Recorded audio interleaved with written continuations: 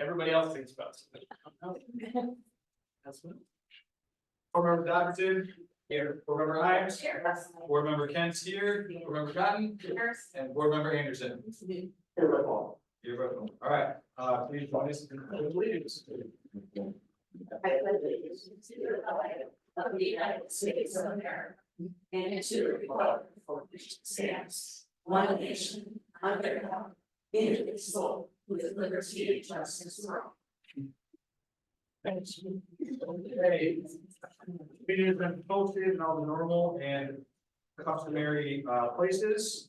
So just looking for a motion to approve the agenda. I make a motion to approve the agenda as posted, except I'm asking that any action be done after delegations to be heard. Okay, sorry, I missed a word there, Troy. Any actions, is that what you said? So what Troy's asking for is the parts of the new business that have action items for the board to be placed right behind delegations to be heard. And then from there is The entire new business or just? no, the action item is what I heard Troy say, just the action. So B through G, new business B through G? And I, Yeah, okay. and J. Yep. All right, we have a motion, we have a second. Second. Okay, we have a motion and a second to approve the agenda with the change of moving any new business items with action to after delegations year. You are, it is, I. could be removed. Okay, I'm just looking at it. You're, yeah, we're not. All right, any discussion on that? It will put back our strategic planning, so that will change the schedule for some people here for the evening, because they already overlooked that. I just contacted, I did let Joanne know that this was a possibility. So, So that everybody who's planning to speak will still be able to stay without an time. All right, all those in favor of approving the agenda as presented with the change of moving the new business action items to right after delegations be heard, say yes. Yes. Yeah. Opposed, say no. Motion carries unanimously. Okay. All right, so we're gonna go into the community forum. All right. Currently, no one's listed to speak. Would anyone like to speak as part of the community forum? Yes. Sorry, I did want to speak, but now I'm curious for people following on the agenda. For any action item after the delegations to be heard, it appears when I follow that there aren't any action items until that point anyway, or am I incorrect and what did that change? Just like, Yes, so we're just taking section, the new business and moving it to after delegations. so, okay, that whole section. That whole And section, then- but we're only addressing an action item. And then we'll put everything back to this point. I have a district administrator. Yeah, yeah. Yep. Anyone else have any discussion? Okay. Hearing none, we're going to move into our approval of the consent agenda. So it's our first time doing this, right? So we need a motion to approve the consent agenda. Well, first I could ask, do we want to pull anything out of the consent agenda before we? I have a question about that since I wasn't here, I have a clarification, so. Okay, so you'd like to pull the minutes out, okay. Remember, I'm suggesting pull the minutes out, anybody else? I would like to pull out, the personnel actions, specifically the, associate principal contract. Anybody else? Okay, looking for a motion to approve the consent agenda, minus speaking about the minutes and speaking on the, associate principal contract. So Second. All right, we have a motion and a second, any discussion? All right, all those in favor of approving the consent agenda, say yes. Yes. Yes. Opposed, say no. No. Okay. All right, so now we will move to discuss The minutes from May. Correct? May 20. So my question was, and I wasn't here, so this is point D, discussion around the one email address. So, So first, I can sorry. get a motion. We get a motion, yeah. Yeah, so I need a motion to approve the minutes from May 20. Second. All right, we got a motion and a second, any discussion? Okay, so point D, about the one school board. Since I wasn't here, what is here is not exactly what was done, so I'm not sure if what was done didn't follow what was here, what was here is in. I mean, it says that each, let's see, would not have their individual. It was agreed upon by the board, each board member would keep their own individual school email address with along with the newly created email address for all board members. But it is my understanding that all individual email addresses are not currently posted. All board members have individual email. They do correct. They have individual email. Then they're posted. Oh, okay. So the motion did not cover, my question here is, this may be what was agreed upon, I didn't think it matched what happened. So having an address and posting the address are not the same action. Is that accurate? Yeah, there's no statutory requirement, post the email address, because they don't have to post a phone number, on the website. So my position is board members who choose to do what they would like. I would prefer that everyone email the school board email, it's just, everyone gets to see all the communications, and that, a few folks use it already. Which then. Okay, I just wanted to clarify that. You know, discussion around the minutes. Okay, all those in favor of approving the minutes of May 20th, say yes. Yes. Yeah. Opposed, say no. Okay. I'm going to say it since it's I am abstaining, so 3-1, or 3, The four. 4, oh, with one abstain. Yep, got it. All right, then, we're gonna move to discuss the, primary associate school principal, consent contract.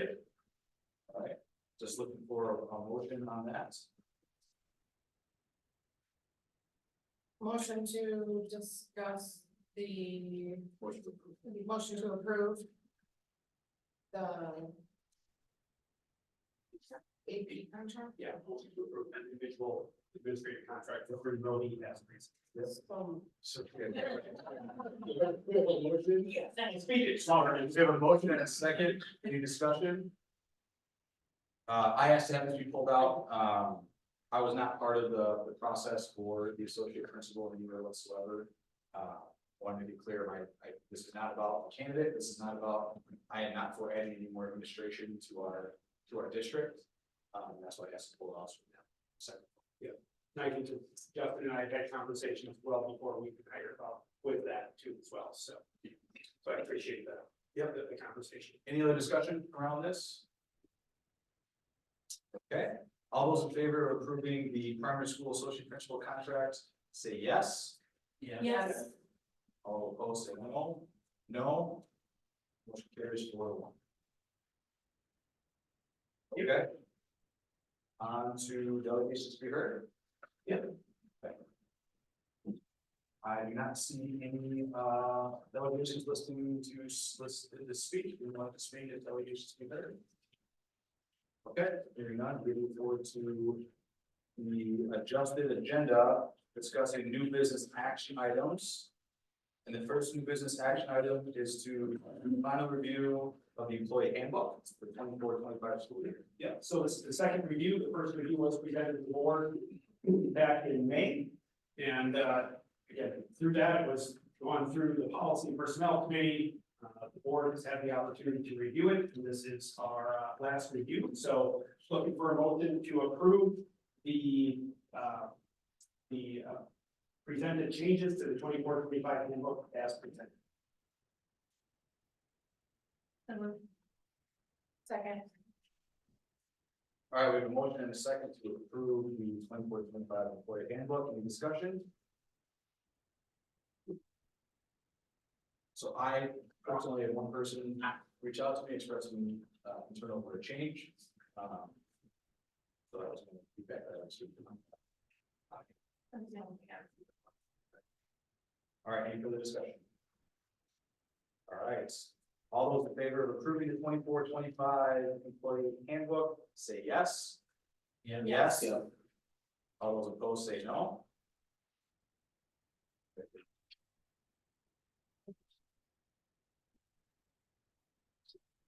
Thank you. All right, moving on to approving the district 24-25 staff professional development plan. A big thank you to Maria Kucharski, our curriculum director, for putting this all together, as well as our administrative team who has spent significant time reviewing this. First state statute is required that we do bring to the board a professional development plan. And what you see in the board packet is a very extensive plan. Now, like our packet says, this is our best guess right now. Obviously, we're going to continue to change and adapt based on staff, student, and also legislative needs as it comes through. You will see that obviously this is very extensive with our new literacy program at 20 requirements, all sorts of great things that are going to continue to happen next year too as well. So again, this is our best guess and it is fluid, but we just would like to get an approval, and we are recommending that the board make a motion to approve the 24-25 staff professional development plan framework as presented. So. Second. All right, we have a motion and a second to approve the 24-25 district staff professional development plan. Any discussion? Ron, do you think especially with that, one, next year, have resources for the people that we do? Yeah, actually, Maria's got a big smile on her face. So, We're doing, there's actually free training that meets that 20 requirements, so, we're doing some in-house because it's, online learning, and then we're applying it to our new resources and our data, so it's all good. I'm really excited about it, actually. Okay, very similar to previous year's plans, and anything unique, special, different about. nothing really unique or special about it. Obviously, a year ago it was mathematics, the year before it was social studies, so we continue to kind of just replace those things. Probably the most unique aspect of it is the amount of time spent on literacy, because it's going to go above and beyond just our literacy program. It's the 29 to 30 hours of online training that is going to be required this year too, so per Act 20. So to answer your question, the Act 20 part is taking, well, almost 4 days of professional development learning throughout the year. Again, a big thank you to Maria. What's that? Oh, 4 days. no, I also was just gonna add something. Oh, okay, go ahead. Oh, actually, we put quite a bit of more extensive time in for our instructional aides to come in throughout the school year. So that's also a new change. Some feedback we got in their evaluations was they would like more time to work with their point teacher, if it's a student with disabilities or et cetera. And so I'm working with our special ed department. Basically, Kelly Darren is taking the lead at developing both a webpage so we can onboard people throughout the year. Because we tend to get people, you know, that we hire mid-year that might miss some professional development. So we're doing a virtual component, and then we added an additional like day and a half.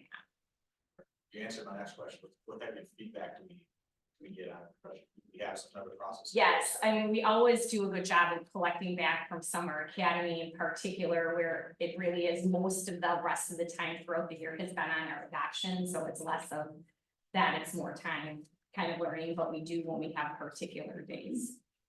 So we'll survey our staff on Summer Academy. We survey our new staff on our new teacher induction program too as well, so we can continue to gather feedback. So, Yeah, are there any changes you've made to the new teacher induction program based on past feedback? Yes, we change it every year. And actually, we're also added an additional day that teachers can come in, new to the profession teachers to work on some classroom management and some things that I saw, not just on feedback from them, but in my own evaluation when I helped out at the primary, last year. And, also for teachers that are not new to Merton, but are either new to a grade level or new to a content area, that there's an additional day that is available to them to come and get paid to work with our instructional specialists or myself. So those are some additional additions based off of these. All right, any further discussion? All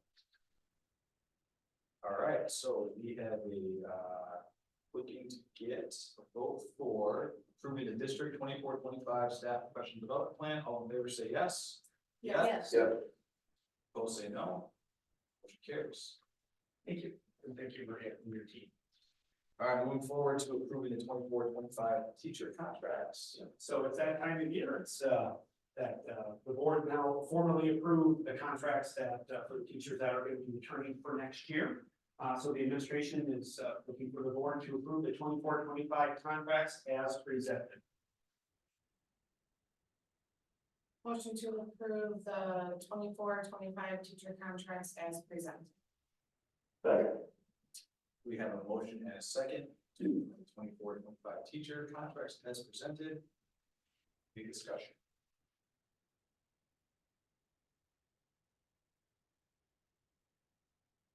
Discussion. All those in favor of approving the 24-25 teacher contracts, say yes. Yes. All those opposed, say no. Motion carries. Okay, thank you. All right, moving on to approving the purchase of Chromebooks for students and staff. Yep, it is that time of year where, thank you, Mr. Bailey, for collecting quotes for us. We do have this upcoming year, we need to replace our fourth grade Chromebooks, so they are end of life. As well as the new program that is basically the, what do we call it when they come into fifth grade? It's not least only more, Jim, it's just. It's the fifth grade. It's the fifth District grade device. Chromebook Yep. program, so. Yep. So we need to purchase about 230 of those, and then additionally, half of our fleet for the staff, we would like to replace. We'll get out in front of that a little bit too as well, so you'll see 230 student and 50 staff Chromebooks. In the packet, you will see that there are quotes for both of those opportunities there. And the low bid was from PDS, and so just kind of summing up from a dollar amount. So the administration is recommending the board make a motion to approve the purchase of Chromebooks not to exceed $61,290. So All right, we have a motion and a second to approve the purchase of Chromebooks for students and staff as presented. Any discussion? Can you do the math for me? I see one for 50,370, one for 13,450 from PDS. That's gonna be worth 60,000. That's the paper quote. I do believe afterwards we got a different quote for 208 from PDS. Yes, yeah, I PDS updated it. came back, yeah. This is the. I updated on that sheet. Yeah, we updated it on the, so PDS did come back with a $208 price. Let's see. Correct, Jim, was making that up? Nope, you're not. That's right. I have one for 13,450. The other was for 50,000. That's the two I see. Is there another? There is a, There's a 219 price. 269.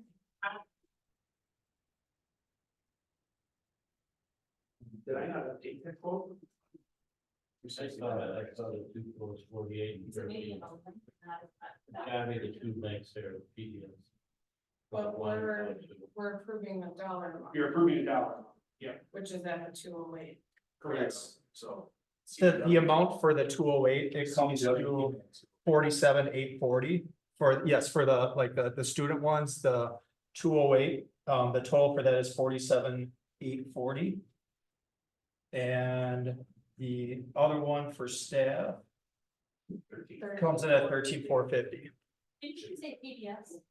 Am I missing something? Did PDS come in at 208? I thought Yep. you said PDS came in at 208. Yep. They match CDW? Yes, The CDW. came Okay, in so what I have for PDS does not match the. Correct. Yeah, I must have not updated that. So they. We're still looking We for, like PDS, I think match the lower, correct. yep. So just looking for that not to exceed. See what's in the. it's in there.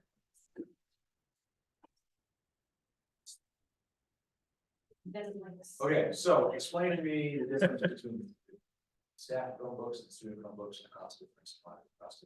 Sure. So the staff Chromebooks, we are going, in the past, we kind of gave people the choice of doing a smaller Chromebook versus a bigger one. And this time we decided to go with just a larger 14-inch Chromebook. that has a little bit more performance for them. With the idea of hopefully having it last a little bit longer for staff, and what they use it for. From the student side, this is the normal size, everything that we normally buy for students. Those screen sizes. Screen size, yep, screen size, for staff, there's a little bit more memory on Chromebooks that helps with speed and just number of tabs that they have open, that kind of stuff, so. And the life on these things. It's increasing, so, Google now, this doesn't take into account like the physical part of the device. But they are now saying, they will support any new Chromebook at 7 years. So. But what we have seen is right around that 5-year mark, especially with student devices from that side, 5 years is when they're pretty beat up. Our life cycle is 5 years, they'll support it. They'll support it longer. Yep. So the hope is, looking at the staff side, obviously they tend to take care of them a little bit better. When we get to that 5-year mark, we can look at it and go, okay, do we need to? Or can we go another year or whatever? And the fifth graders is part of the new technology. Yep. New technology. Yep. All right, any further discussion? All right, hearing none, all those in favor of approving the purchase of Chromebooks for students and staff through PBS, not to exceed $61,290, say yes. Yes. Yes. Opposed, say no. Motion carries. Thank you. All right, moving on to approving the contract to net meter food service electricity. Yeah, so just bringing this back from to the formal board, again, we did talk about this from the facility and the finance side of things, just to really dig into it. I've been working with Data Wrangler in regards to possibly separating our food service electric consumption and separating that from Fund 10 and charging Fund 50, which is our food service. So DPI allows this to happen in 2 ways. One is you use a company and you install some meters that kind of be able to calculate what the electricity kilowatts are being used. Or you just have your own separate meters. Like if you were to build your own school, that's how they would perform and do that from that standpoint. So Data Wranglers is an approved DPI calculation, which allows us to basically track our food service electric consumption and offset and charge food service to be able to do that. One of the reasons why I wanted to pause this past January, recommended pausing was let's see how our food service performs over the course of the year. And we feel it was profitable. It was about $60,000-$70,000 in profit. Which means moving forward, if you save 30 or 40,000, you can take that from the profit of the food service company. You'll see in the proposal, there is an upfront cost to this because they need to bring an electrical contractor in, do whatever they need to do on meters, create new meters of approximately just under $22,000. This past year, kind of the end of what I would say the COVID dollars in the food service program, the food chain supply grants. We got a grant for about $25,000, which ultimately I was earmarking to do this project for. So obviously Data Wrangler, their take home from this is about a $500 flat fee to monitor, help produce reports, help make sure that DPI gets what they need. But there is also some value added components too, because they're not just going to look at what food service is doing, but how is the entire operation in the district operating too as well. There's a lot of opportunities here that we believe, and again, Mr. Searcher, he's here too, and we've been working with Focus on Energy, and now we'll be working with Data Wrangler to kind of integrate and see what both of them are possibly saying. They will break it down to the 15-minute increment. Again, I was talking to Justen this morning. It's going to help us find out what's happening in the food service in particular. When they get in, are they flowing, just throwing up all the switches? Let's heat those up, so when we're ready to go, we are. Well, we pause that for an hour or two or whatever it may be. So there's a lot of other value added components that we feel are very conducive to as well. The last proposal I wasn't real thrilled about because it was basically a cut. We had a 60%, we would take 60% of the savings home and they would take 40%. It's like, that's not very good. And in talking to other clients and customers, we are down now to a 500 flat fees for each building per month. So very pleased with that. This is a 3-year commitment, for us to be able to do this, with them. And, I do believe that we're gonna be able to be self-sufficient in our food service program. And we're gonna continue to be profitable enough that we can still maintain a high-quality food service program. Make sure that Jordan and his team have what they need to make sure that we can fix and maintain the equipment, moving forward too as well. So, we really don't have much to lose on this, truly.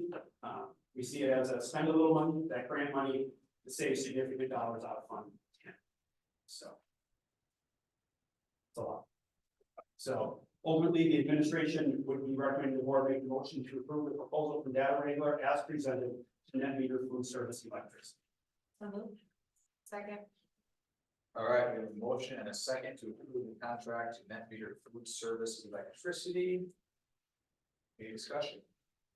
I see no downsides here. Looks like significant savings, so thank you for continuing to do this. I noticed in their contract, they were talking about with the Fund 80, which we don't do.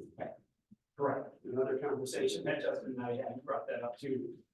It is an opportunity, that, again, they can separate out gym facility usage, say, how much does it cost for your lights to go on in the gym on a Saturday afternoon to have a basketball tournament?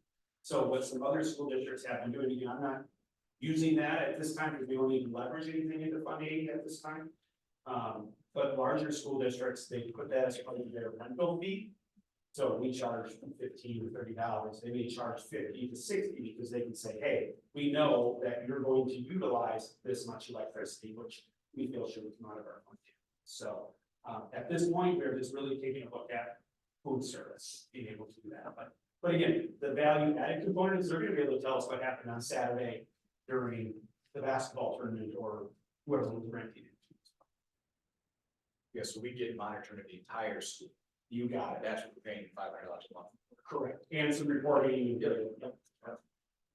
One thing I didn't ask you about, what happened? So at the end of this 3-year term, the equipment that was installed is we own. We own, correct. Yep. And then I'm assuming there's other companies out there too. they're starting to get some other companies in, so the technology would be, proprietary, but the new, all the electrical things are things like that would all be taken care of. And their estimate is above and beyond the $12,000 we spent in. We would say $20,000. Over 23. I think that's very concerned. All right, any other discussion? All When right. are they, sorry, Go ahead. and when are they doing this? Tomorrow I'm giving them a call and we'll schedule the electrical contracts as soon as possible. We'll report back in 6 months. Yep, sure. I can gladly give because again, you'll see all sorts of transfers in our bookkeeping, but again, we certainly will be highlighting. They give, I'm assuming Jordan's gonna be the one giving the updates from this. Well, it'll be on a Fairly platform that we get a monthly, Yeah. we'll get a monthly checkup too as well. So, yep, you got it. All right. Yep, and we are still. So there's some other things that Jordan and I are calling those guys. Okay. So all those in favor of approving the contract and net meter food service electricity, say yes. Yeah. Both say no. Motion carries. All right, I believe our last action item in business is. Yeah, GM, right? No, they're from the paper copies. I did remove the 6603 for Hartley Lakeside as we're still negotiating on that contract. So that was in July. Just have I. Correct. Yep. Which is new policy approval and old policy deletions. That's good to go. I've got a series of policies and policy 3.6 space coverings as a health and safety measure that were first presented at May 20th.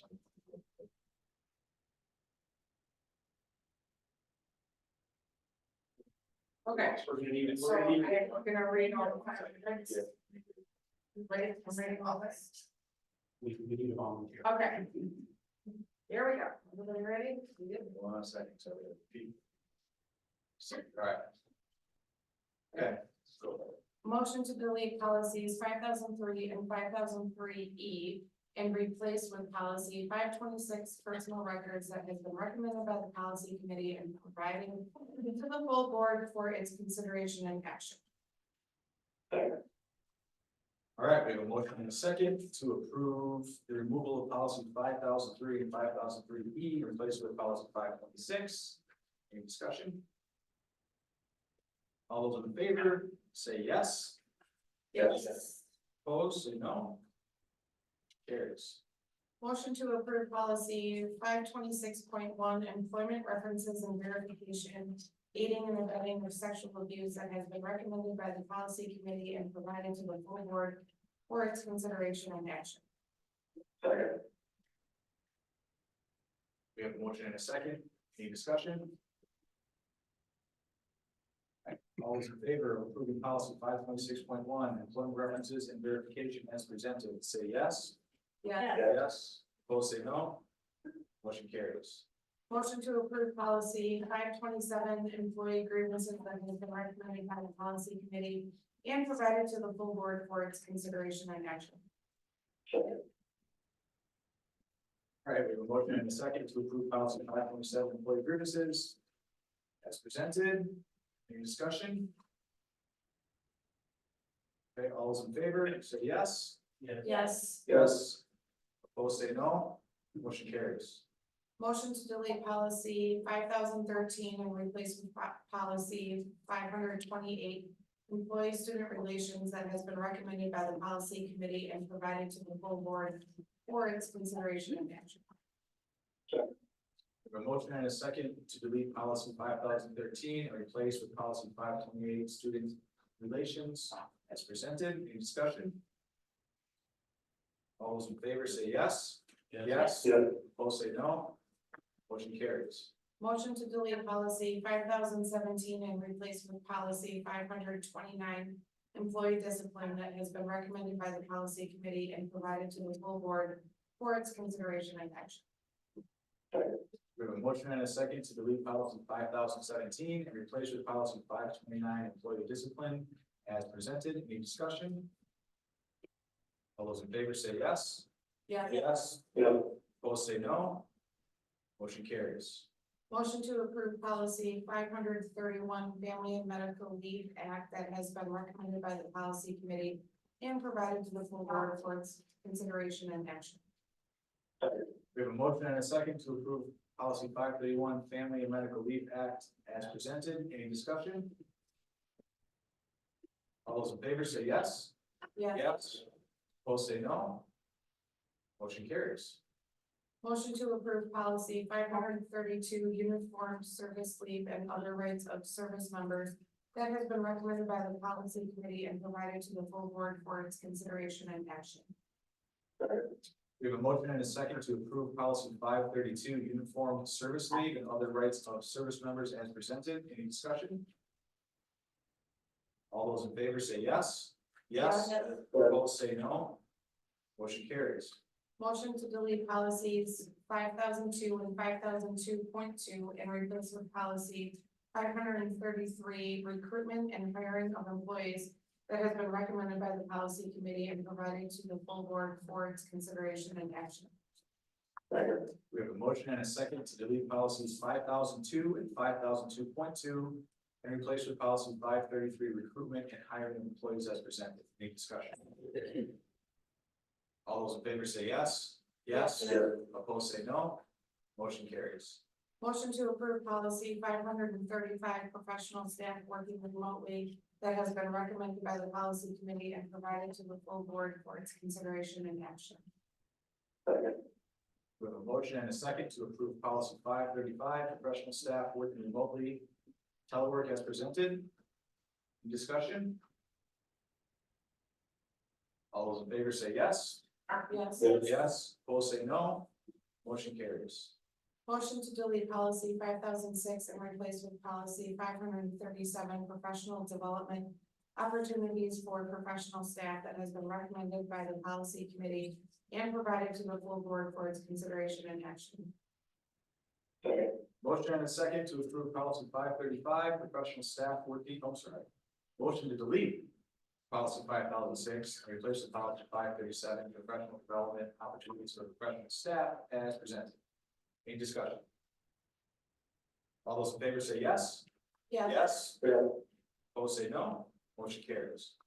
Motion to approve policy 537.1 new educator mentor program that has been recommended by the policy committee and provided to the full board for its consideration. We have a motion and a second to approve policy 537.1 new educator mentor program as presented. Any discussion? All those in favor say yes. Yes. Opposed say no. Motion carries. Motion to approve policy 453.6 face coverings as a health and safety measure that has been recommended by the policy committee and provided to the full board for its consideration and action. We have a motion and a second to approve policy 453.6 face coverings as a health and safety measure as presented. Any discussion? For the record, I would have left it as the, as stated, with the school board still have some input there. I understand that's not the conclusion we've come to, but I want that on record. Any other discussion? Okay. All right, all those in favor of motion to approve policy 453.6 face coverings as a health and safety measure as presented, say yes. Yes. Yes. Yeah. All opposed say no. No, Okay, that's all. All right. Comparatively short. Yeah. Yeah, that was. Okay, so now we're going to move back to the district administrator report. Yeah.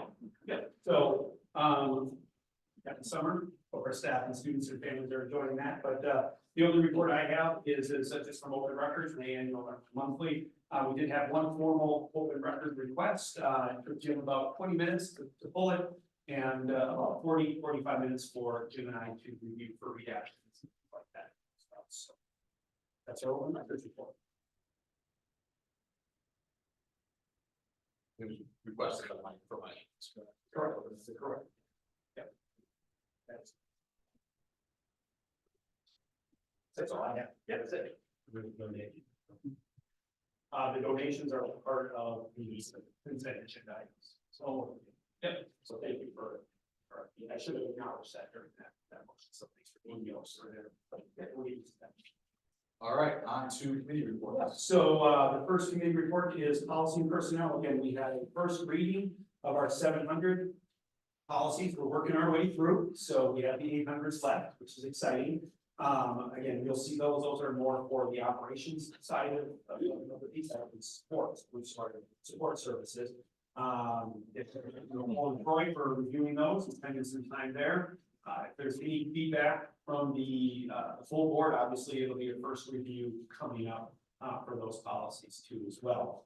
We also review changes to policy 363, the educational technology policy, which ultimately the tweaks there that were brought forward through the committee and for recommendation is to remove the required component for video approval by an administrator prior to being shown from that standpoint too. So through our curriculum reviews over the last 2 years, we've reviewed a ton of, when I say we, a big thank you to Maria, our principals who have spent a lot of time reviewing those. We have a big bank that has been created that is always published and shared with our staff, and then through our new curriculum adoptions too as well. Just loosening the requirement to do so. It is encouraged. When in doubt, people have questions about it, please kick it through the video approval process so that they can maintain, that extra approval if needed as well. So, I just wanted to say, so that option is still there, if there's any questions. Please do it. yeah, let's use that. The other pieces that were brought forward, and you'll see more first review will be in the primary school and the intermediate school handbook. And again, you'll see all those highlights and changes, and some cleanups, updates and dates, and things like that too as well.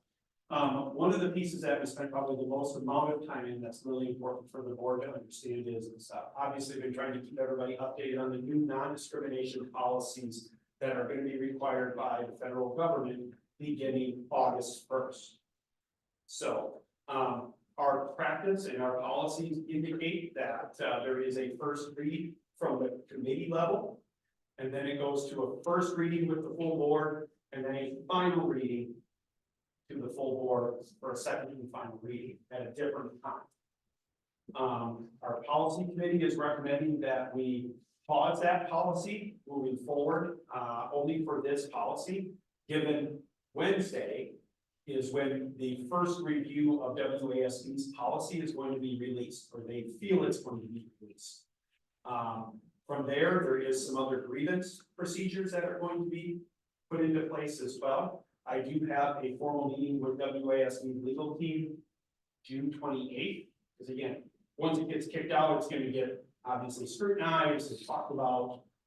So there may be some things changed. So what we are recommending from the policy committee is at our next policy committee meeting, it would be presented through the committee and then brought forward to the full board for a first and final meeting, just so we have something on the books to begin August 1st, so we are in compliance.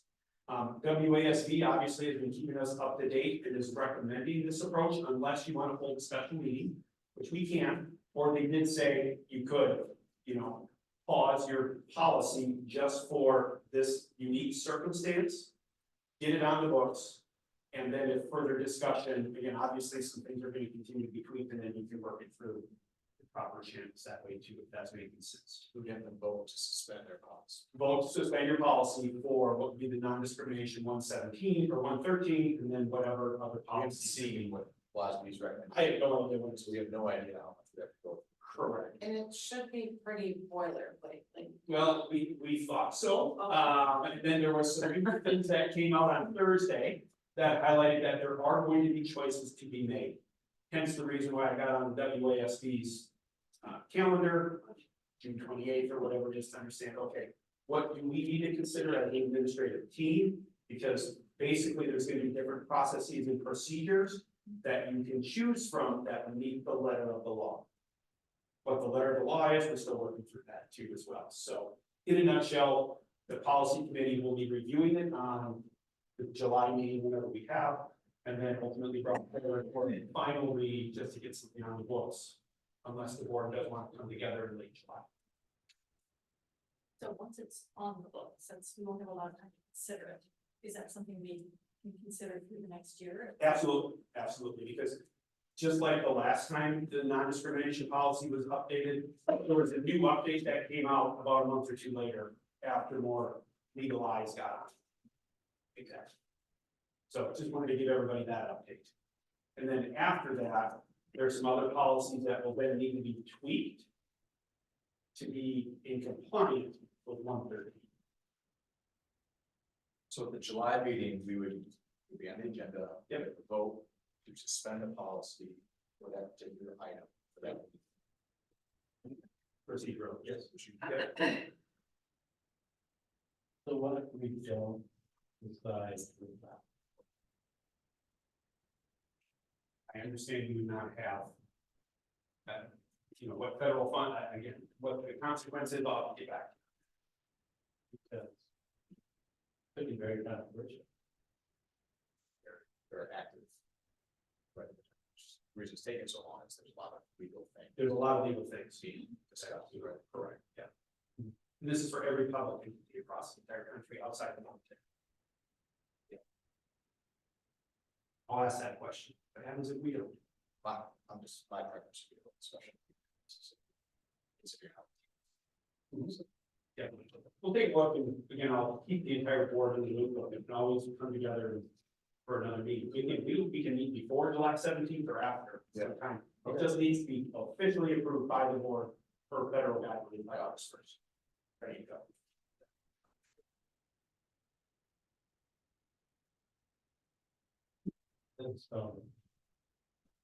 That's all. I don't even know change now. Very rushed,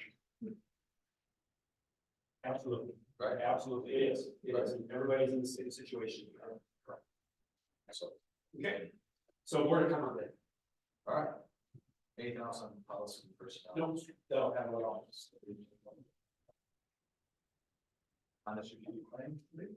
So, again, thank you so much to our strategic planning team who is here. We met one last time on the 21st of May to, get big rolling. So, and what you're about to see next on our agenda is the, choice of, labor. That's for sure. So, that's all I've got. I can say. Okay, very good. So we'll go on to new business.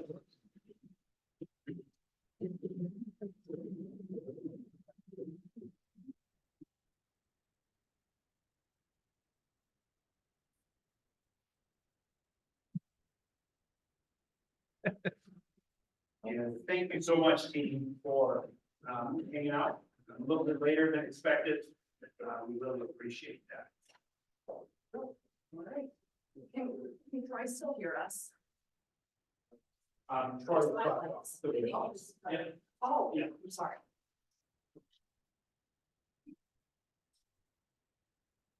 Good evening, board members and community. Thank you very much for your time. My name is Joanne Sternke, and I, along with Brian Cameras, are with Excel Leadership, the firm that the board made a decision to go with to facilitate the update of the 24 to 29 strategic plan.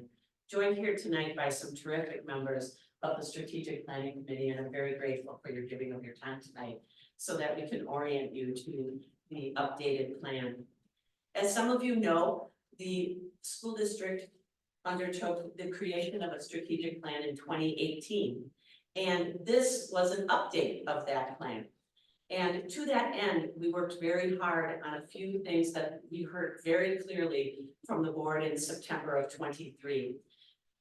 Find very many ways for community voice, use that community voice, leverage this wonderful team, and really make sure that where in the last plan, we focused on crafting mission, vision, values.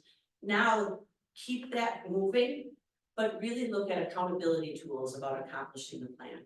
And I'm very proud of the work that this committee did, and I'm very pleased to be with them tonight, and every member of our team members will introduce themselves as they begin tonight.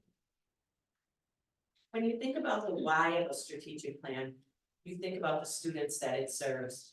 I always think of the adage that if you don't know where you're going, any way will get you there. A strategic plan is meant to give you focus so that you're able to serve the students in the Merton Community Schools with more fidelity and with greater strength.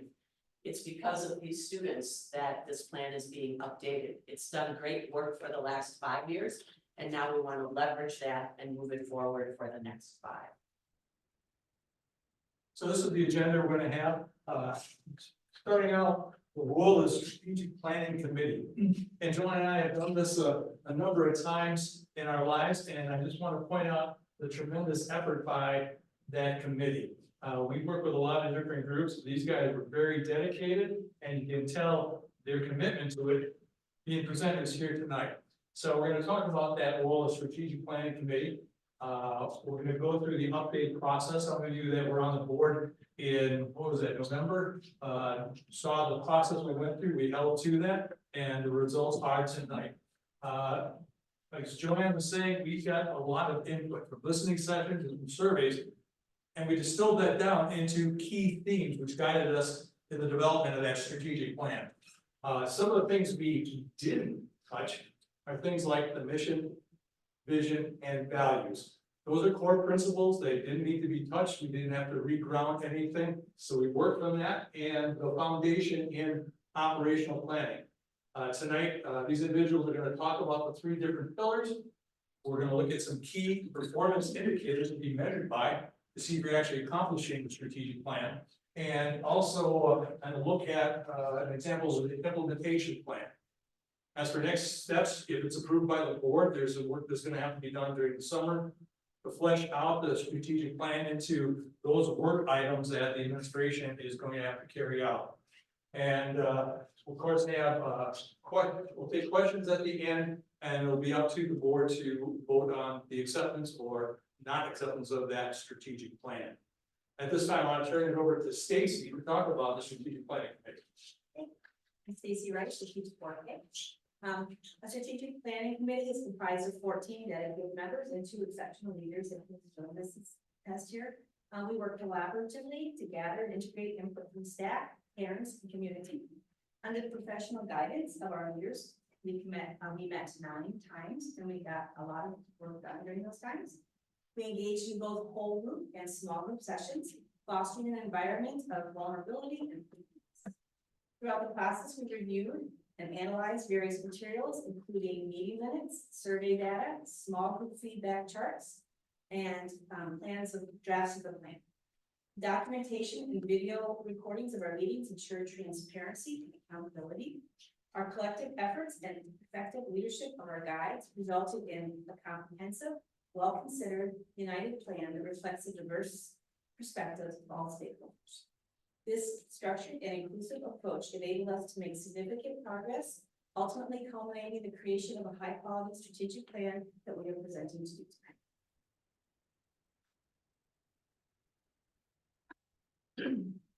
So there was 4 phases in the strategic plan. Oh, I'm sorry, I didn't introduce myself. I'm Jordan Zerchner. I do the maintenance here in the district. I'm a parent, community member, and employee. So these are the 4 phases of the strategic plan. Like Ryan stated earlier, back in October of 23, the board approved the contract for Joanne and Ryan to go ahead and lead us the way, and they've been following that deadline one step at a time. So they've been doing a great job. The first part is forming the committee with the planning and information part, getting the members together and trying to figure out who's going to do what. Community input through listening sessions and surveys. There was a lot of information gathered from that. And then took us about 3 months to draft a plan and come up with what we have today. So right now we're in the adoption action plan and launch stages. So now is the time to bring it to the board and go from there. So that's where we're at right now.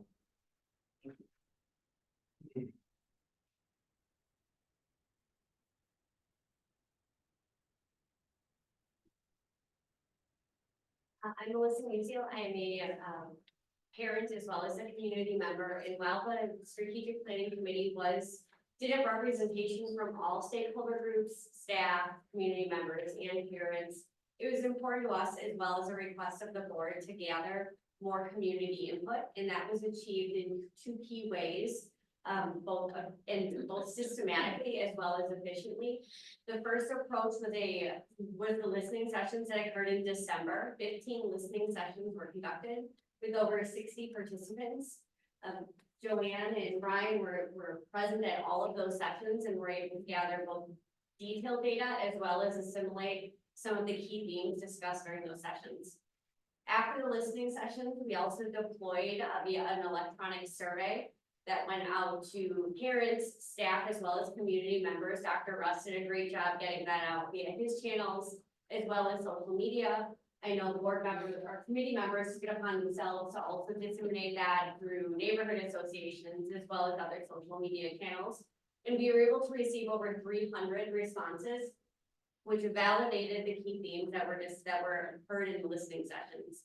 The committee then took those insights and made sure that they were represented in the plan that was presented today. When we think about distilling the key themes that came up in these listening sessions, as well as then were validated in the survey, I'd like to highlight 6 because they played a key role in the update of the plan.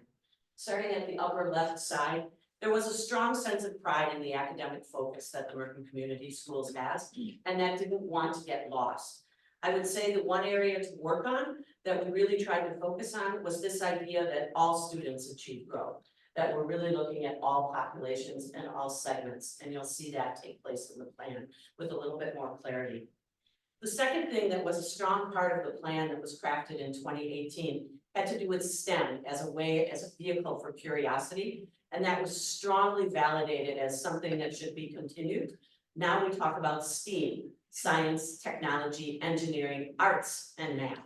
And David helped us greatly with that and helped us focus around that idea as we didn't, again, and I think sometimes the idea of an update of a plan is that you never want the direction to change so dramatically. There's good work occurring that needs to continue and take it to the next level. This is one of those.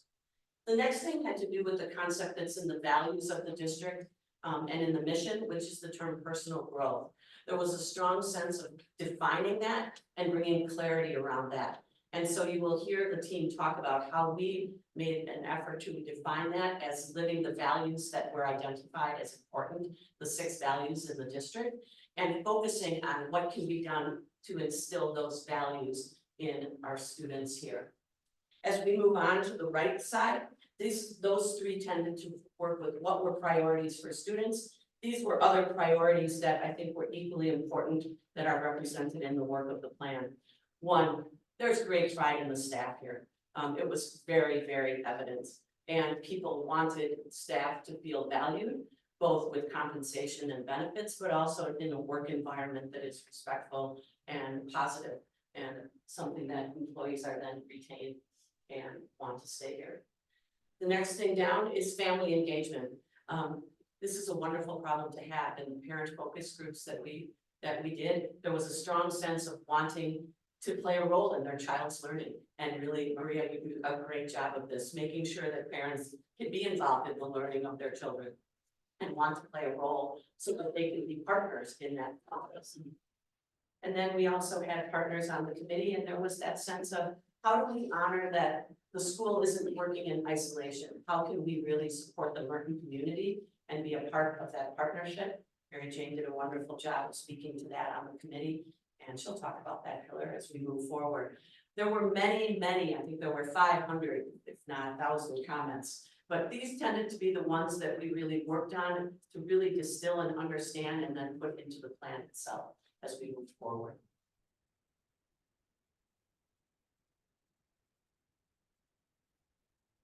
Ashley. Hi, I'm Ashley Renz. I'm a parent and community member. I'm going to talk more about the entire visual of the plan and kind of how we constructed each portion. So we started with our foundation, and you can read that here. I think it's important to mention the work that we just discussed, the 5 years worth of strategic planning that we're coming off of, and using that as our strong foundation moving forward. We don't forget those things that were important to us, but we continue to build off of them. That strong foundation is important to us, and I think that that's what leads us here as parents and staff and community members. So we're going to continue building with that mission in mind. Then you can see we have the roof here. That's what we're moving towards. That's our goal, to continue to make sure that we're helping guide the school district with that mission, our vision, and our values. That's still something that is important to us. It was important with the last plan. We're still moving towards it now, but how do we take what we learned and what we implemented in that last plan? How do we grow that to be even better into the future? And how we do that is focusing on these 3 pillars. So these pillars you see here that we're building on that foundation is the student experience pillar, the employee experience pillar, and the community experience pillar. And to get to those pillars, while it gives you a snapshot and this great imagery that's meaningful, we spent a lot of time working together in all of those meetings, deciphering all of that information, went through many different interactions with each other, tried to comb through all of the surveys, all of the data that we collected, and determine what is a goal that is actionable, what is something that we could measure over time.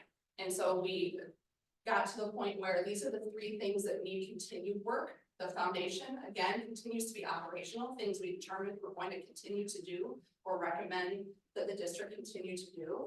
But we're going to build on these 3 pillars.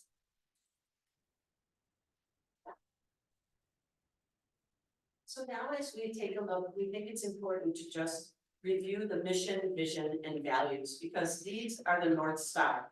These are what we are working in those 3 pillars to attain.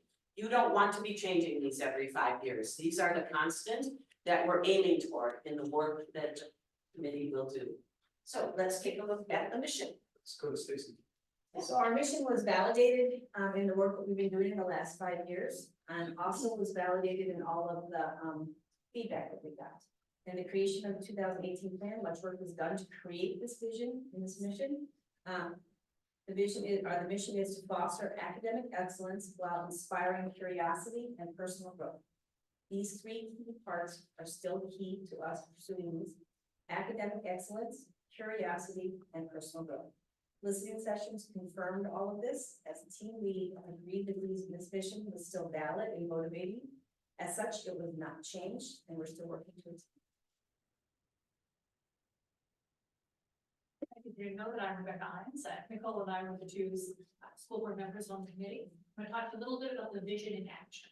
So after working through this database process that I really appreciate, it's a well-led process to figure out what the themes were and really listen to the voices of the community. In working through that and knowing that we already have mission and values that we liked, and that's something else we heard today, except the like that and want to see us uphold that. We needed to create what were the things that we're going to be able to do with that. And when you're a strategic planning committee, you're holding that in balance because you want to create things for people to do, but we are not actually the people doing them. So we want to create the framework for which the administration will then come up with the actual things that we do. So it's really important to have our administrators' voices there, talk about which things are a high enough level and when are you getting too much influence. And so the things that we came up with, I usually don't like to read slides, but it's a little small, so I can read for you. Is that we are going to customize a curriculum that incorporates creativity, collaboration, communication, and critical thinking that is responsive to student and community needs. We will develop healthy children who live the values of the district. We will invest in the resources and intentional professional development to cultivate a high-quality staff. We will partner with staff, students, families, businesses, and community. We will promote a staff and student culture that encourages exploration, risk-taking, resilience, and responsibility. We will provide a secure, inclusive, and engaging educational environment, and we will utilize technology to individualize student learning and enhance district operations. And all of those words in there went under a whole lot of words that makes sense. The beginning of April, we had about 6 hours of trying to find the words that best captured what we thought was the best guidance that was based in what the community was telling us, our faculty and staff were telling us, and our parents were telling us. This is also based in our values. This is it's in our values, which come up frequently, and they are be courageous, have integrity, be inquisitive, be kind, be persistent, and be exceptional. Also came up repeatedly as themes in the things that we heard from the community. So it was great to hear that what the community wants are things that we already have the values for. So we need to figure out what we want to keep about what we are doing well and where we need to grow. We always need to grow. And we also recognize that even the things that we are doing well require continued investment so that we can continue to do them well in an ever-changing environment. Thank you.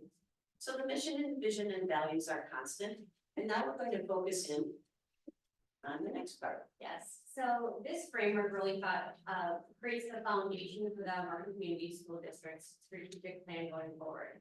It is founded in a financial stewardship and a comprehensive planning schedule to meet current needs.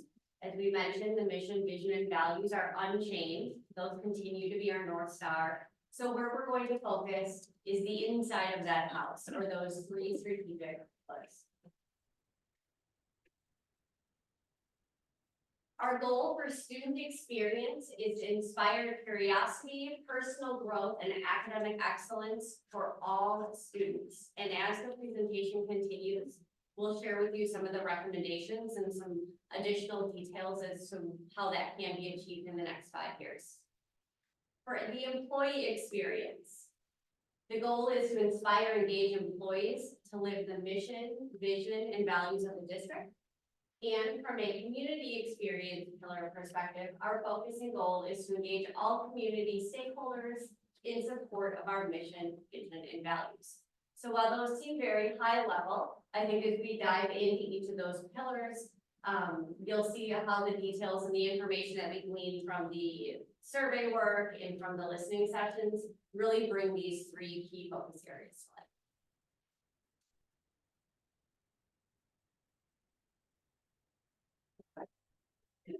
Hi, my name is Dave Wagner. I am a teacher here for 9 years. And I am going to focus on the student experience pillar because for being an educator, that's really what I'm here to do, is to make student experience the best it can be. And through our key themes that we found from the listening sessions, we found 2 real strategic objectives that we're looking to do. The first one, strengthening academic growth for all students and really focusing on how we can strengthen our curriculum and assessment systems to support all student learning. Also to make sure that we are meeting the needs of every single student and what their direct and personal academic need is, and then to continue to refine and evolve our environments that support enhanced student learning and engagement, basically meaning staying up to date with current trends and current ways to engage students and adults and creating a true learning experience. That second strategic objective is more about that idea of fostering curiosity and personal growth. And we saw one of the big drivers from the last strategic planning committee was enhancing our facilities to bring in creative and STEAM fields. And we want to emphasize all of the science, technology, engineering, arts, and math. And we find that those are the areas where students can balance out their academic life in an artistic and creative way in order to meet different personal objectives and personal growth and to really unleash their creativity. So that's kind of how we saw those two objectives. We need to say Dave may need to leave before we're done. He has to pick up his child. So thank you for doing a great job. Ben Wildman was going to be here tonight and speak on this one. It was a pillar he really liked, but he couldn't be here to see me. Brian, you want to just give a high level? Yeah, please, Kristen. Next slide. Yeah. There you go. This happens, the second pillar, the middle pillar, if you will. We talked about student experience, now we're talking about employee experience. And just like the last pillar, it has two big objectives. The first one having to do with recruitment and retention of employees, and the other is engagement. Getting people to buy into the success of the organization, to really feel emotionally committed to it. And the first objective, part of it is a comprehensive benefits and compensation plan. And the second part of that is investing in the people, providing the professional development that gives them better at their craft of being teachers. In the second objective, the employee engagement, create an even better trusting, collaborative, and positive work environment, and strengthen the communication that goes on here between board, administration, and employees. So those are two sides of that pillar for employee engagement, employee experience. So before we go on, I want to bring a smile to everyone up here. When we latched onto the word experience, do you remember that night? I mean, it was one of those where we were at first talking about teaching and learning and things that were all these nouns. And when we got to the word experience, we got really excited because it seemed like so much more. And it seemed to really talk about the passion at which we wanted to really talk about these different experiences and not to leave the community out. The community experience is a big piece of that. I'm Reverend Mary Jane Huber, and I'm a stakeholder in the community. I live across the street, or at least some people think I do. And I don't have any children in the school if you count them biologically. I've had the privilege of serving this community for 10 years and been in and out of the school a lot at every level. The primary school, working with staff, volunteering, and just coming to every performance that I can and game and whatnot. What I love about this pillar is that it expands the walls of this school and it goes outside, both to the families, so they know what's happening here in ways that they can manage and hear with all the things that have to be heard. The goal is to make that communication succinct and informative and help support parents as they engage with their kids' learning. And then also to support. I remember being a parent of kids in school and not having a clue how to do half the stuff they came home with. And I have a master's degree, so I'm like, what? But having the support from within the school to help families when they're outside the walls of the school is enormously important. Parents want to feel successful when they support their kids. Teachers need their parents to feel successful so the kids can be successful. The engaging the community is where I think it pulls on the value of be courageous. To go outside the school and figure out where there can be partnerships, where the school can go out and students can engage in the community in a wider way, and where those members of the wider community who have gifts, talents, interests, hobbies, collections, who knows what, can come in and enhance the student experience. We have one gentleman who comes in and brings his fossil collection, and people know year after year to show up. What else is there? How might we work with the community? And I think the more we do that, it's something we have done, but haven't done a lot of, will require us to be courageous and get maybe a few no's until we get the right yes. We can partner with the school, and it will expand the reach of the education system here, as well as enhance what happens within sites. So I think it's really, really exciting that that's a part of the strategic plan. So it's almost a trope of strategic planning that people work very hard, create a strategic plan, and goes on the shelf and collects dust. That doesn't help anybody, and to really prevent that, you have to have some accountability measures. The very first one up there is key performance indicators. We're gonna have a plan, it's gonna have a lot of work. Is your work having any impact? You have to measure against where you are, to find out where you got to, make adjustments as you need to. So those key performance indicators are important to see if you're making progress on this new plan that's going to go for 5 years. Under that are the action plans, the work to be done. And here's more accountability. Everybody or every action plan in the plan has a name on it. Somebody responsible, somebody that has to report out, how are you doing? Whether that's quarterly, by semester. There's got to be people that are held accountable for making the work happen and moving those key performance indicators forward. And the work plans are really some of the work that's going to get done, if approved, in the summertime as the administration works on those things that need to be worked on to actually get this accomplished in whatever pillar they're working on. So board members, in your board memo, you have 2 links to, first of all, an implementation plan document that is still in draft form, but will get firmed up once we hopefully achieve board approval. And the first piece is the identification of the key performance indicators by pillar. So for each of the 3 pillars, there are key performance indicators that I have to say, I want to thank Ron and Maria and Steve Newcomer, who helped, along with the committee that also weighed in, and we also offered some expertise. You don't want too many of them, but you want to have enough that you feel it's measuring the breadth of impact that the pillar can have. And so you will see the recommendations for the key performance indicators in that implementation plan document. They're right there for each of the pillars. When you look at the implementation plan, each of the pillars has a page like this that identifies the cascade from the big pillar to the goal, to the strategic objectives, to the action plan.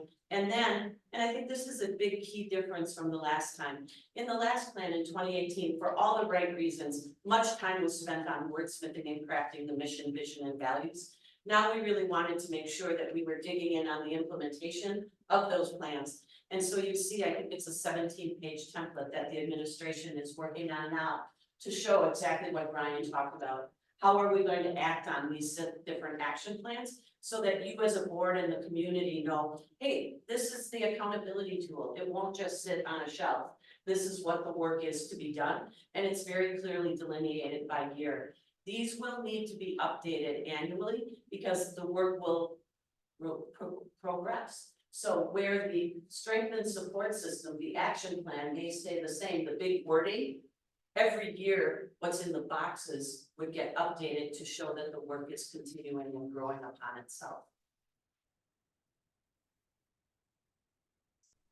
So I want to, on behalf of Joanne and myself, want to thank the board for actually hiring us to go through this process. It was a very enjoyable process, made enjoyable by the great team we had. It was really outstanding. Everybody contributed. Nobody held back and nobody got upset about any comments. They worked together, pulled together, and really developed a heck of a plan. So thank you for the board. Thank you for the committee. I appreciate that. Right now, I guess we're ready to take any questions you might have about the plan. And we have the whole team here to answer whatever questions you might have. Thanks, Dave.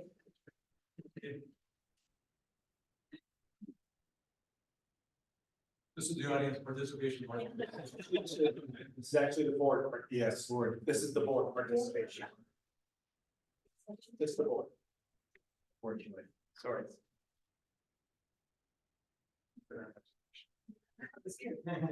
Well, as the board is thinking, I would like to thank Joanne and Brian. So we hire consultants.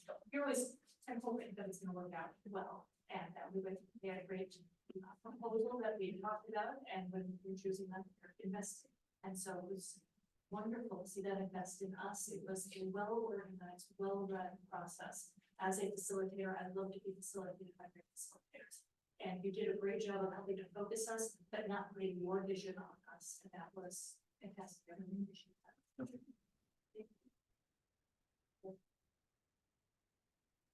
So if, in fact, there's, feedback, again, the board can continue to discuss with, obviously, the committee, myself, our administrative team has begun. Again, you'll see that document in the board packet as a draft form.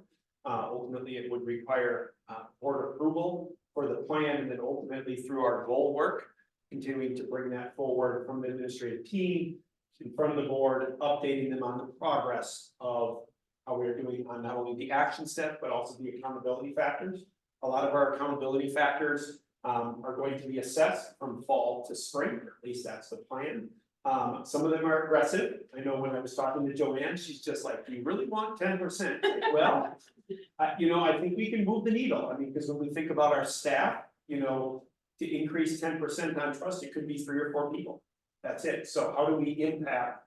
And that's where, again, we'll discuss that, but some of those indicators, which we heard was very important to the board when we embarked on this, those will be things that as an administrative team, we continue and through our goal work, bring to the board to say, yeah, these are things that we want to continue to do. So, once hopefully the board will approve in July, and then the real work starts with the administrative team and then ultimately our entire staff. That gets to work, or keeps getting to work, I should say. And board members, you said it at the beginning, but if there were just those key takeaways, you should be really pleased with the process in terms of it having integrity. You wanted listening opportunities, and there were a wide array of listening opportunities that then that information was utilized in the plan.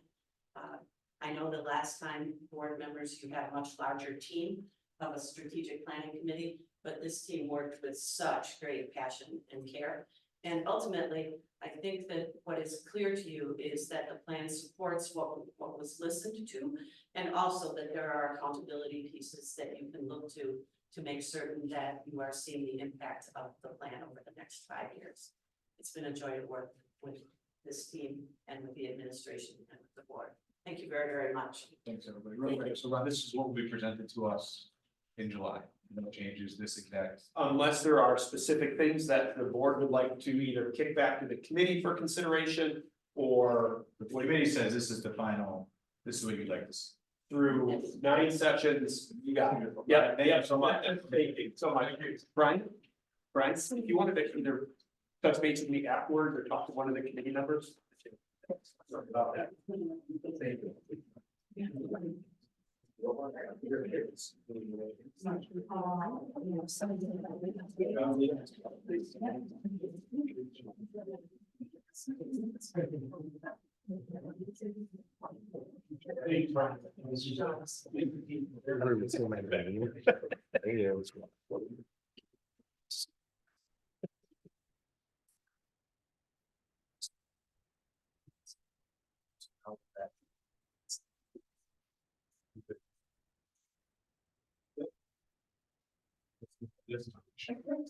Now we will do this. Yep.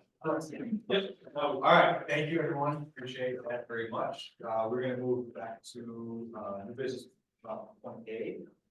The 24-25 plan. Is there any more discussion that they have about?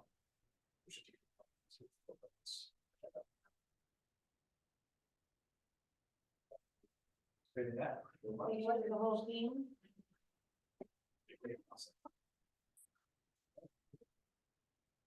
All right, moving on to first read of the student handbooks. Yep. So again, as presented through the committee, earlier this month. Just bringing forward some recommended changes. Again, they are highlighted in the document. This is just for a first read. So if there's any feedback, it is welcome now. Or if there's anything you'd like to discuss, I'll get back to include another meeting set for July 7th.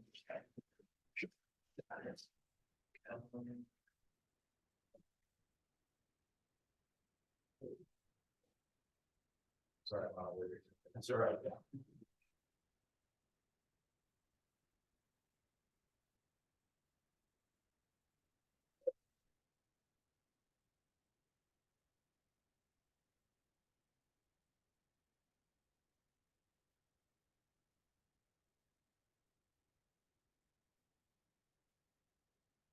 Nothing really significant. Just cleanups. Yep. Consider the way behavior maintenance. Yep. The climate and culture committee at the Merton Primary School last year spent significant time, that was their focus, and it was led by Maria, John, and a group of teachers. We probably had about, Maria, how many teachers were member of the culture and climate? 7, Say, 8 or 9. So their focus was to kind of create some common behavior expectations ready for the next school year. So for their request, they wanted to place that in the student can. It's the same.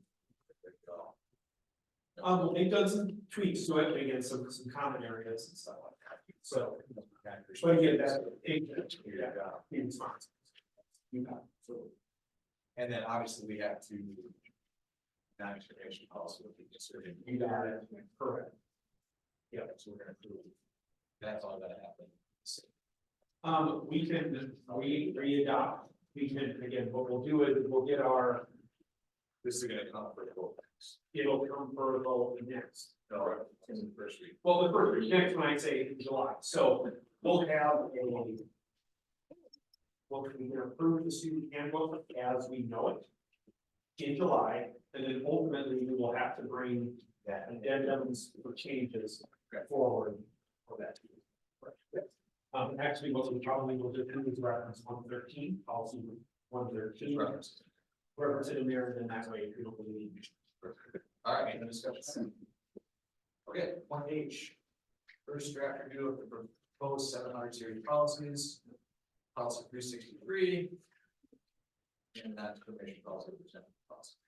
Exactly. So we will, again, that is the first read of those 700 committees, or 700 policies, as well as the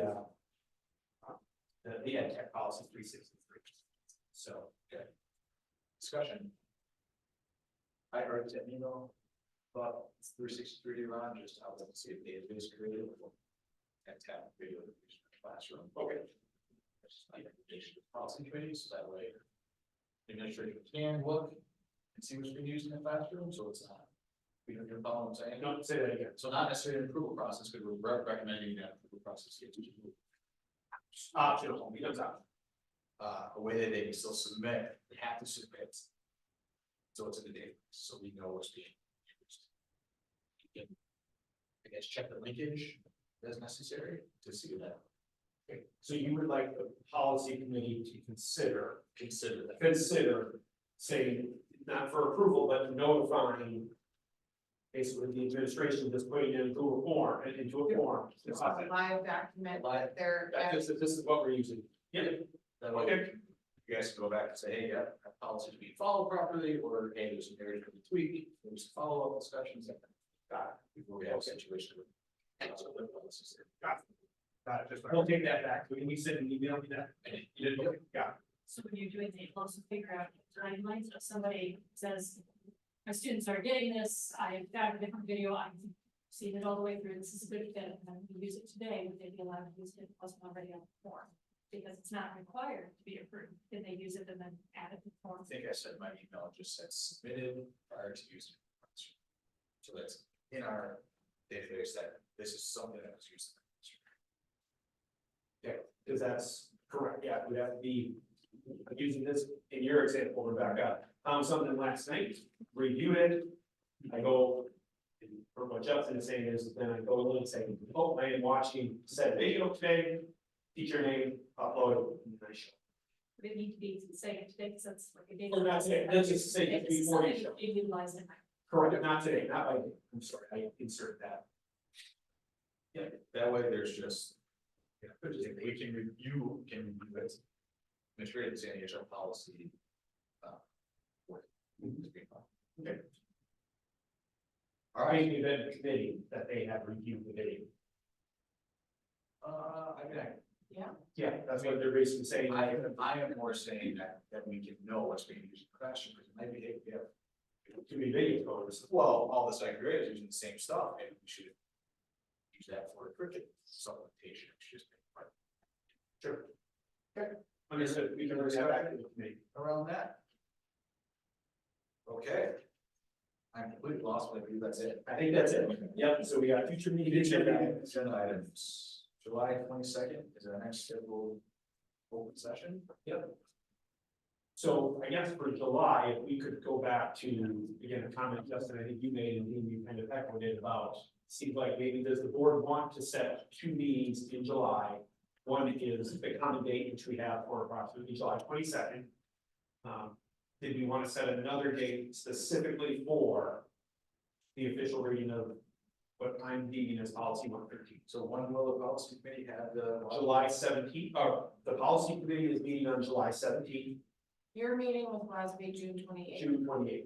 Yep, and then we meet July 17th. 17th, because that would give us enough time for us to craft, have some administrative conversations, present something to the committee, because I need to get that to the committee a week ahead of time, so that they can take a look at it.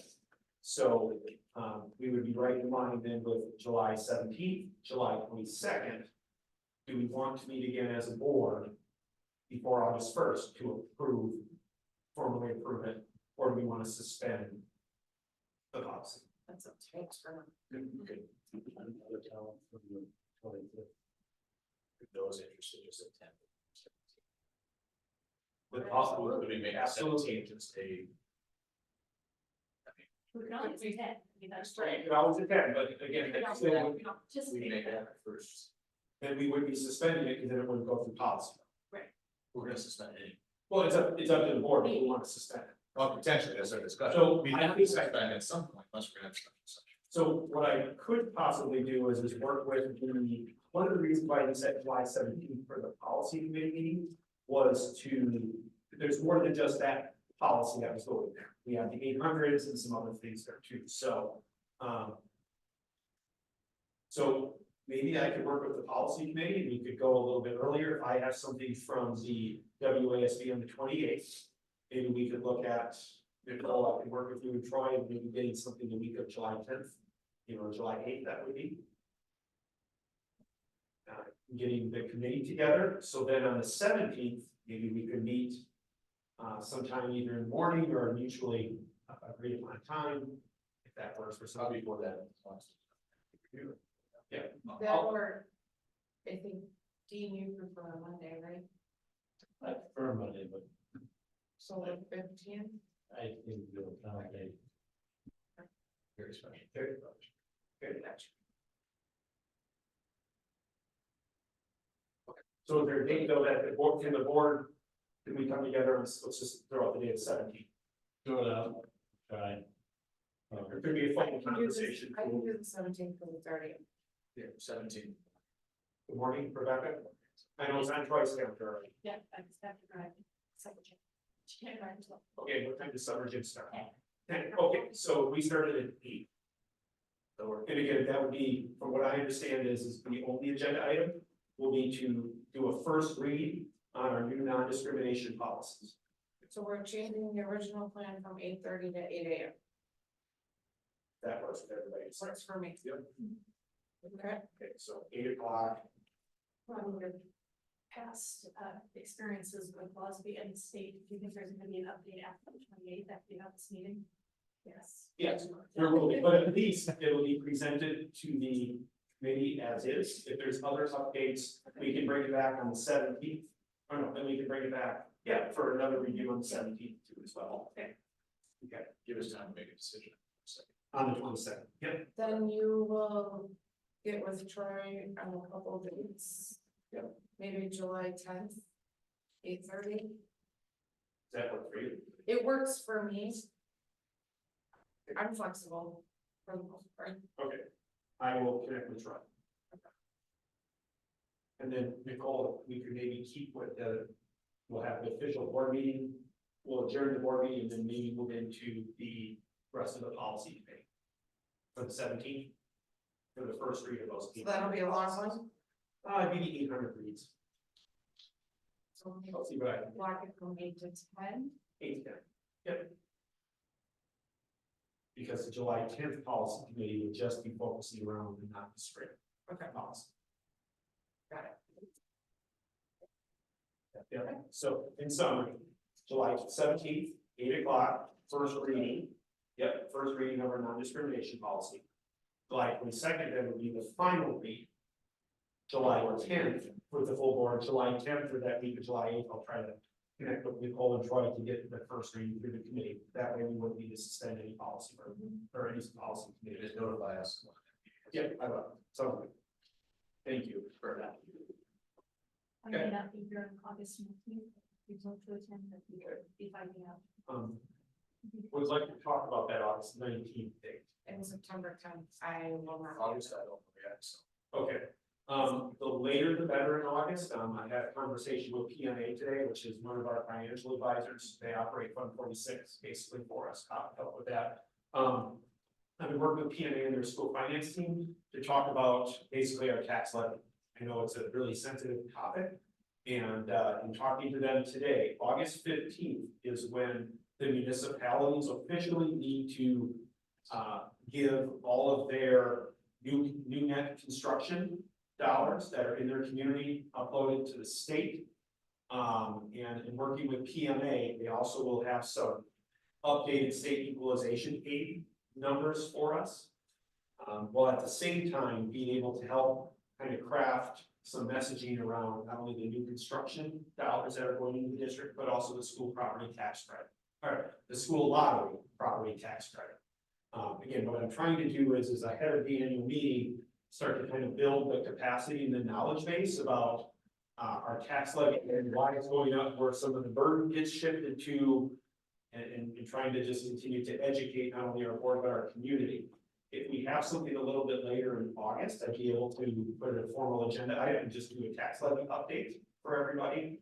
And kind of start to build the base up to the annual meeting. Do you think a week later? But If not, I can do it all at the annual meeting as well. So, but I didn't know what people's will is to go a little bit later. So August 26th. August 26th is the Monday, the last Monday of the month. The day before our open house.